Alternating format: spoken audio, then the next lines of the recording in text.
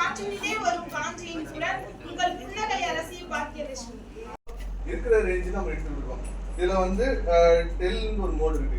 அந்த மோட் வந்து நம்ம எடிட் இப்போ ரிப்போர்ட்டர்லாம் நம்ம கிட்டே போய் பண்ண முடியாது எல்லாத்தையும் பேசியும்.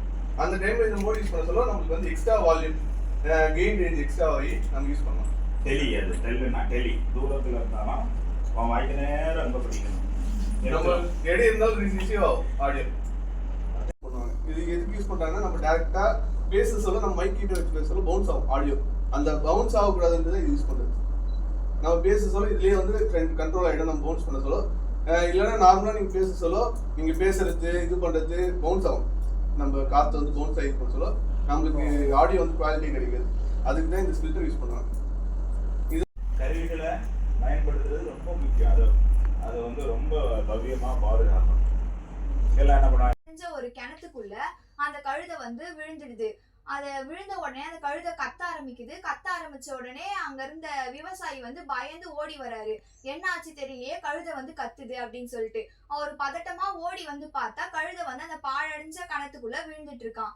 அவருக்கு என்ன பண்றதுன்னே தெரியல. இப்ப எப்படி அதை காப்பாத்துறது, என்ன பண்றது அப்படின்னு அவருக்கு தெரியாம அப்படியே படித்தல் என்பது புதிய புதிய வாசலை திறக்கிறது தான். இன்னும் கொஞ்சம் தேடிப்பாரு. தண்ணி வரலன்னா கிணத்துல என்ன பண்ணும், குடவஞ்சம் அரை கிணறுல கிளம்பி போகுமா? இல்லை, அது போலதான் இது. என்ன கொஞ்சம் நல்லா செஞ்சு பார்க்கலாம், என்ன செஞ்சு பார்க்கலாம் அப்படிங்கிறது. என்ன நல்லா வந்தா நல்லா இருக்குமே. டாஸ்க் என்ன தெரியுமா, விளம்பரத்தை பொறுத்தளவுல நம்ம ஒரு விளம்பரம் சொல்றோம்னா இந்த விளம்பரத்தை கேட்டு யாராவது எதையாவது செஞ்சிருக்கணும். அதுதான் டாஸ்க். இப்போ ஒரு ரோடு ரிலேட்டடான டிராஃபிக் ரிலேட்டடான ஒரு விளம்பரம் கொடுக்குறோம்னா அது குறைந்தபட்சம் நம்ம விளம்பரத்தை ஒரு 1000 பேர் கேட்கறாங்க, ஒருத்தராவது என்ன பண்ணணும், மனம் மாறி இருக்கணும். இதுதான் நம்ம டாஸ்க்.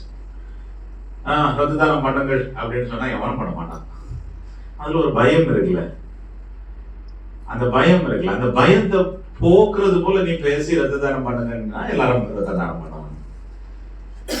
கொண்டிருப்பது ஸ்ருதி சமுதாய வானொலி 90.8. இது காற்றினிலே வரும் காஞ்சியின் குரல். நான் உங்கள் ஆர்ஜே நித்யா.